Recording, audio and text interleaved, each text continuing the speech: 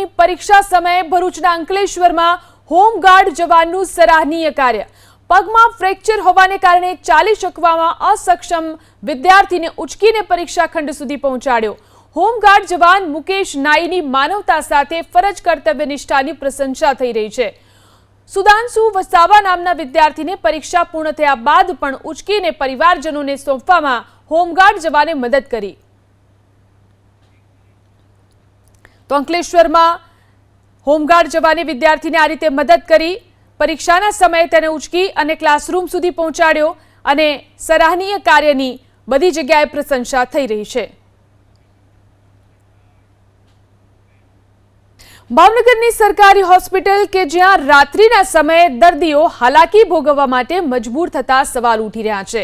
થોડા દિવસ પહેલા જ દર્દીના સંબંધીએ હોસ્પિટલના બ્લડ સેમ્પલ કલેક્શન વિભાગનો વિડીયો વાયરલ કર્યો હતો, જેમાં સ્પષ્ટ જોઈ શકાય છે કે રાત્રિના સમયે કર્મચારીઓ આરામ ફરમાવી રહ્યા છે અને દર્દીઓ ઓફિસ બહાર રાહ જોવા માટે મજબૂર થયા છે। જો કે વાયરલ વિડીયોને લઈને મીડિયાના અહેવાલ બાદ તપાસના આદેશ આપવામાં આવ્યા।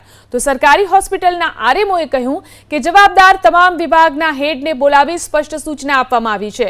સાથે જ વિડીયોમાં રહેલા તમામ કર્મચારી અને લેબ ટેકનિશિયન સામે બેદરકારી બદલ કાર્યવાહી કરવામાં આવશે।